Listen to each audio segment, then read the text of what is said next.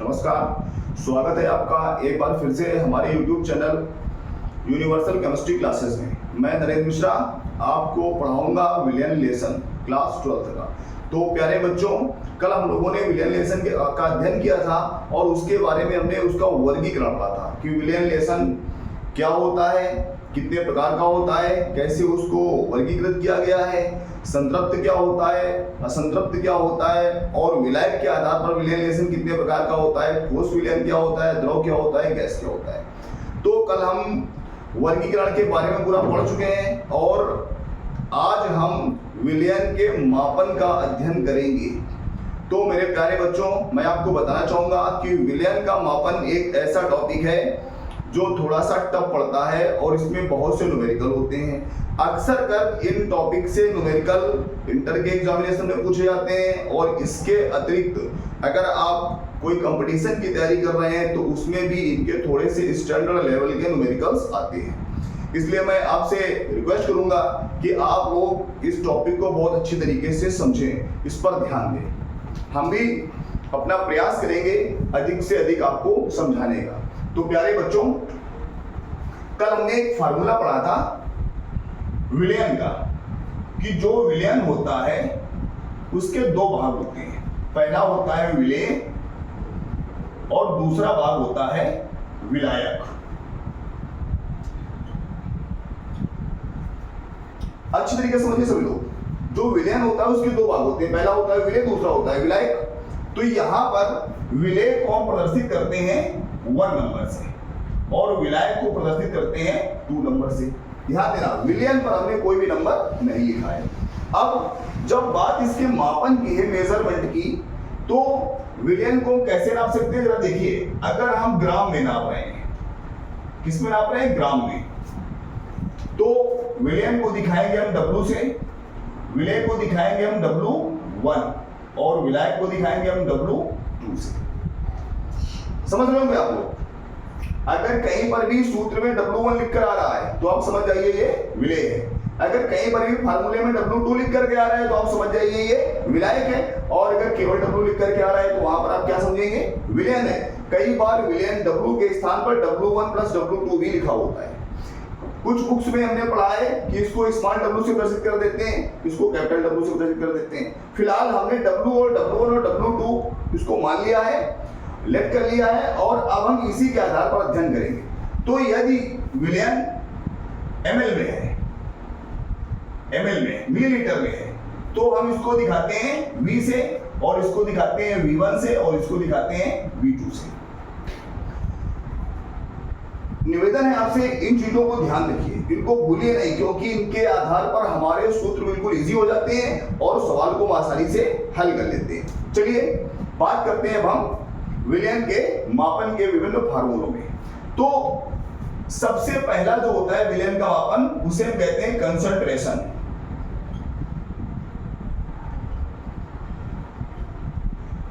और इसको हम हिंदी में कहते हैं सांद्रता। क्या कहते हैं, सांद्रता। तो विलयन की सांद्रता कैसे नापी जाती है, ध्यान दीजिए। सांद्रता का मतलब होता है विलयन का गाढ़ापन, कि कितने ml विलायक में कितने ml विलेय उपस्थित है, या कितने ग्राम विलायक में कितने ग्राम विलेय उपस्थित है, या कितने ml विलायक में कितने ग्राम विलेय उपस्थित है। इन सब चीजों को जो मापन करते हैं उसको हम कहते हैं सांद्रता। तो बच्चों, सांद्रता को नापने के लिए इसके 3 भाग हैं। पहला भाग जो इसका है, फर्स्ट पार्ट, वो है द्रव्यमान प्रतिशत।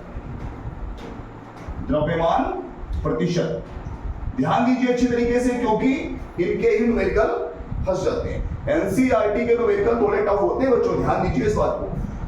तो इसको हम पढ़ते हैं परसेंटेज W बटे W। किससे पढ़ते हैं, परसेंटेज W बटे W से, और इसको इंग्लिश में कहते हैं मास परसेंटेज। जो इसका दूसरा मान है, दूसरा भाग कहलाता है आयतन प्रतिशत। आयतन प्रतिशत, और इसको हम दिखाते हैं परसेंटेज V बटे V से। जो इसका थर्ड पार्ट है उसको हम कहते हैं द्रव्यमान डैश आयतन प्रतिशत। और इसको हम दिखाते हैं परसेंटेज W बटे V से। बच्चों सांद्रता को व्यक्त करने के लिए 3 विधियां जो प्रतिशत में निकाली गई हैं, अब इनके बारे में अध्ययन करेंगे। देखिए परसेंटेज W बटे W, इसका हम अध्ययन करते हैं, यहीं से लिखते हैं। परसेंटेज निकालते हैं हम कितने में? आउट ऑफ 100 में। परसेंटेज हमेशा आउट ऑफ 100 में ज्ञात की जाती है। तो 100 और W का मतलब, W लाते हैं किसमें हम? ग्राम में। तो 100 और ग्राम, यहां विलेय भी ग्राम और विलयन भी ग्राम। ध्यान देना बच्चों, यहां पर एक छोटी सी बात बताएंगे, जितने भी फार्मूले, ज्यादातर फार्मूले में आपको जो ऊपर का भाग मिलेगा वो होता है विलेय का। किसका होता है? विलेय का। और जो नीचे का भाग होता है वो होता है विलयन का। किसका होता है? विलयन का। इसका भी मैं एग्जांपल भी समझेंगे बहुत अच्छा सा। तो ध्यान दीजिए, परसेंटेज W बटे W का मतलब क्या है? विलेय बटे विलयन, और वो भी परसेंटेज मतलब 100 W लगाए मतलब ग्राम। तो इसकी डेफिनेशन आती है निकल करके, 100 ग्राम विलयन में उपस्थित विलेय की मात्रा ग्राम में। क्या कहेंगे? कॉपी पर ले लीजिए, इसको नोट कर लीजिए। 100 ग्राम विलयन में उपस्थित विलेय की मात्रा ग्राम में उस विलयन का द्रव्यमान प्रतिशत कहलाती है। इसे परसेंटेज W बटे W भी कहते हैं, और इसका सूत्र होता है परसेंटेज W बटे W बराबर W1 इंटू 100 अपान W। उम्मीद है आपको दिख रहा होगा, थोड़ा सा स्पष्ट लिख देते हैं। परसेंटेज W बटे W बराबर W1 इंटू 100 अपान W। ये सूत्र है। सूत्र किसका है? द्रव्यमान प्रतिशत का। उसके बाद आते हैं आयतन प्रतिशत पर। तो जिस प्रकार से द्रव्यमान प्रतिशत है उसी प्रकार से आयतन प्रतिशत भी होगा। अब देखिए यहां पर V है, तो V का मतलब ml। ऊपर का जो भाग है वो क्या होगा? विलेय। जो नीचे का भाग है वो होगा विलयन। तो क्या लिखेंगे इसको? परसेंटेज बराबर यहां भी हो जाएगा हमारा 100 में। तो क्या लिखेंगे इसकी डेफिनेशन? 100 ml विलयन में उपस्थित विलेय की मात्रा ml में विलयन का आयतन प्रतिशत कहलाती है। आप नोट करते रहिए डेफिनेशंस को और इन सूत्र को नोट करते रहिए भाई साहब, ये आपके न्यूमेरिकल्स हल करेंगे। विलयन के न्यूमेरिकल्स अच्छे लोगों से लगते नहीं है। फार्मूला कैसे लिखेंगे? Percentage V upon V equal to V1 into 100 upon V। देखिए ऊपर 1 लगा हुआ है, 1 का मतलब विलेय, V1 का मतलब विलेय, W1 का मतलब विलेय, और बटे में W है, बटे में V है, मतलब W और V विलयन की मात्रा है। जो तीसरा भाग हमारा आता है द्रव्यमान आयतन प्रतिशत। इसमें देखिए परसेंटेज 100 में होता है, ऊपर W है और नीचे V है, मतलब विलेय जो होगा वो होगा ग्राम में, और जो V का मतलब विलयन होगा वो होगा ml में। मतलब सीधी सी बात है कि विलायक हमारा जो होगा द्रव होगा, तभी तो हमारा विलयन द्रव बनेगा। चलिए बात करते हैं। तो परसेंटेज का मतलब यहां भी 100 होता है। आइए आउट ऑफ 100 में क्या करते हैं? तो 100 ml, देखो नीचे V लगा हुआ है ना, तो 100 ml विलयन में उपस्थित विलेय की मात्रा ग्राम में उस विलयन का द्रव्यमान आयतन प्रतिशत कहलाती है। इसे परसेंटेज W अपान V से प्रदर्शित करते हैं। फार्मूला क्या निकलेगा इसका? Percentage W upon V equal to W1 into 100 upon V। यानी बच्चों आशा करता हूं आपको अच्छी तरीके से समझ में आ रहा होगा सब ये। अगर कहीं पर कोई कंफ्यूजन है तो आप हमको कमेंट करके हमसे पूछ सकते हैं। अगर कोई चीज आपको समझ में नहीं आ रही है आप हमसे पूछ सकते हैं। हम उस आपके कंफ्यूजन का, आपकी जो समस्या है इससे संबंधित, पढ़ाई से संबंधित, आपके इस सब्जेक्ट से संबंधित, उसके लिए हम वीडियो बना करके डाल देंगे। तो ये हमारी है कंसंट्रेशन की बात, जो सांद्रता होती है परसेंटेज में। उसके बाद जो हमारा दूसरा पार्ट आता है सांद्रता का, नंबर सेकेंड, वो होता है सांद्रता ppm में। सांद्रता ppm, जैसा कि इसका नाम है बच्चों, P का मतलब होता है पार्ट्स, P का मतलब होता है पर, M का मतलब होता है मिलियन। मिलियन का मतलब 10 की पावर 6। देखिए यहां पर हम चाहें तो इसके 3 फार्मूले बन सकते हैं, लेकिन हम एक ही फार्मूला बनाएंगे और उसी फार्मूले से हमको सारे सवाल हल करने। तो ppm का मतलब क्या है? पार्ट्स पर का मतलब ये निशान मिलियन, पार्ट्स पर मिलियन। अब देखिए पार्ट्स पर मिलियन को हम हल करेंगे। मिलियन का मतलब होता है 10 की पावर 6। अब ध्यान देना, ऊपर क्या रहता है? विलेय, और नीचे क्या रहता है? सॉरी विलियन। समझ गए होंगे आप लोग। तो क्या लिखेंगे हम? विलेय का मतलब पार्ट्स ऑफ सॉल्यूट इनटू 10 की power 6 upon parts of solution. देखिए ये हमारा निकला है फार्मूला किसका? सांद्रता पीपीएम का। अब इसकी जो डेफिनेशन होगी वो क्या होगी जरा समझिए। 10 की पावर 6 भाग में उपस्थित, 10 की पावर 6 भाग विलयन में उपस्थित विलेय के भाग, विलयन की सांद्रता पीपीएम कहलाती है। देखिए हमने भाग क्यों लिखा, पार्ट क्यों लिखा है? क्योंकि अगर ग्राम लेंगे, अगर मात्रा ग्राम में है तो यहां पर हो जाएगा 10 की पावर 6 ग्राम विलयन में उपस्थित विलेय की मात्रा ग्राम में, विलयन की पीपीएम सांद्रता कहलाएगी। अगर हम आयतन लेंगे तो क्या हो जाएगा? 10 की पावर 6 ml आयतन में उपस्थित विलेय की मात्रा ml में विलयन का कंसंट्रेशन पीपीएम कहलाएगा। उम्मीद करता हूं आप लोग समझ रहे होंगे, इसको नोट कर लीजिए। इसी के साथ में जो इसका थर्ड पार्ट आता है वो आता है सांद्रता पीपीबी, और यहां पर B का मतलब होता है बिलियन, और बिलियन को हम दिखाते हैं 10 की पावर 9 से। तो आइए बात करते हैं, इसको लिखेंगे हम पार्ट्स पर बिलियन,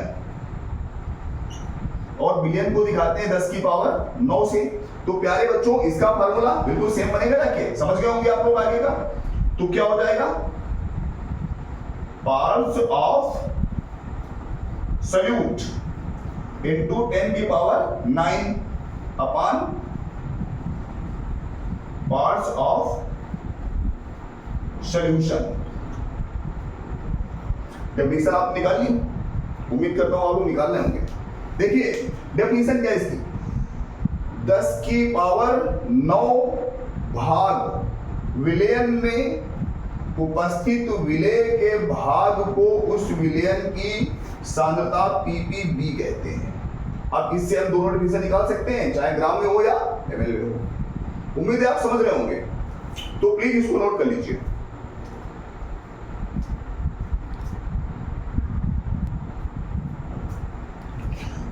तो प्यारे बच्चों उम्मीद करता हूं आपने सब नोट कर लिया होगा और आप अच्छे तरीके से समझ रहे होंगे। अब हम इसको इरेज कर रहे हैं क्योंकि अब हमें इसके आगे का भाग पढ़ना है।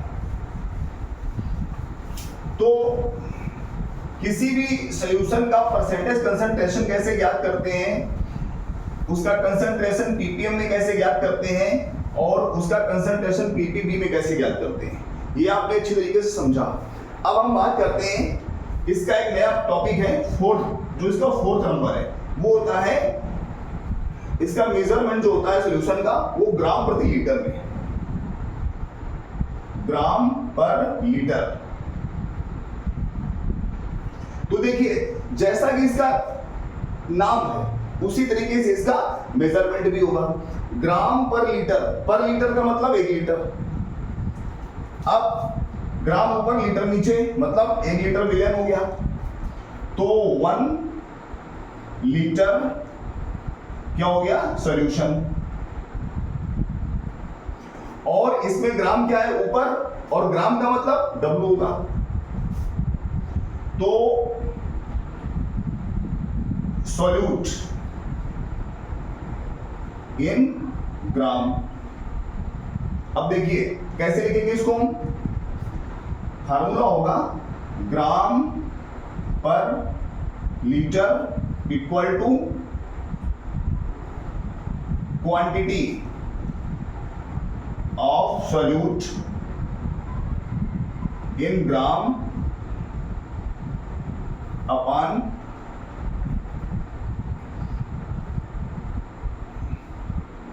लिख लेते हैं quantity of solution in litre. अब इसको हम कैसे लिखेंगे शॉर्ट में, quantity of solute in gram मतलब W1 upon quantity of solution in litre मतलब V लीटर। हो गया। किसी भी विलयन का जो सांद्रता होती है ग्राम प्रति लीटर में, उसका फार्मूला क्या होता है, W1 अपॉन V लीटर। यहाँ W1 ग्राम में होता है, विलय की मात्रा ग्राम में होती है, और जो विलयन होता है वो लीटर में होता है। तो ये ग्राम पर लीटर मापने का प्रोसेस है। अब जो इसके बाद का प्रोसेस है बच्चों नंबर 5, वो बहुत ही इंपॉर्टेंट है और उसको हम कहते हैं मोलैरिटी। अच्छी तरीके से सुना होगा आप लोगों ने मोलैरिटी। तो मोलैरिटी होती क्या है, पहले हम बात करेंगे इस विषय में। देखिए मोलैरिटी जो होती है उसको हम कैपिटल M से प्रदर्शित करते हैं। मोलैरिटी किससे दिखाई जाती है, कैपिटल M से, और इसका फार्मूला होता है capital M equal to N1 upon V litre. ध्यान देना बच्चों, बहुत इंपॉर्टेंट टॉपिक है ये, एग्जाम में इसके न्यूमेरिकल्स आते हैं और अक्सर कर मोलैरिटी के न्यूमेरिकल्स ही मिलते हैं। एनसीईआरटी के न्यूमेरिकल्स ऐसे होते हैं बच्चों एक्सरसाइज के जो अच्छे लोगों से हल नहीं होते हैं। आप लोगों को हल करना है, आप लोगों को सीखना है, इसलिए प्लीज ध्यान दीजिए। M equal to N1 upon V litre. ये N1 क्या है, देखिए 1 लगा है मतलब विलय होगा, 1 लगा है मतलब विलय होगा। और N क्या है, तो N को हम कहते हैं N equal to number of moles. ये मोल्स क्या होते हैं, तो मोल का कॉन्सेप्ट क्लास 11th में है, बहुत बढ़िया उसका डिस्क्रिप्शन भी है। हम जब क्लास 11th का डिस्क्रिप्शन करेंगे मोल्स का तो आप वहां पर वीडियो देख सकते हैं, इसका डालेंगे हम वहां पर वीडियो। तो नंबर ऑफ मोल्स किसके, 1 लगा है, 1 का मतलब लिख दिया यहां पर 1 का मतलब सॉल्यूट के। तो विलय के नंबर ऑफ मोल्स और बटे V लीटर क्या है, विलयन, ऑब्लिक में विलयन रहता है, तो विलयन का आयतन लीटर में। समझ रहे होंगे आप, विलय के नंबर ऑफ मोल्स ऊपर रहेंगे और विलयन का आयतन लीटर में। अब ध्यान देना, अगर हम V बराबर 1 मान लें, V litre equal to 1, V litre equal to 1, तो क्या हो जाएगा, M equal to N1 upon 1 हो जाएगा। मतलब किसी विलयन की जो मोलरता होती है वो 1 लीटर विलयन में उपस्थित विलय के मोलों की संख्या के बराबर होती है। किसी भी विलयन की मोलरता उस विलयन के 1 लीटर आयतन में उपस्थित विलय के मोलों की संख्या होती है। आइए इस फार्मूले को डेरिवेट करते हैं, थोड़ा सा ओपन करते हैं।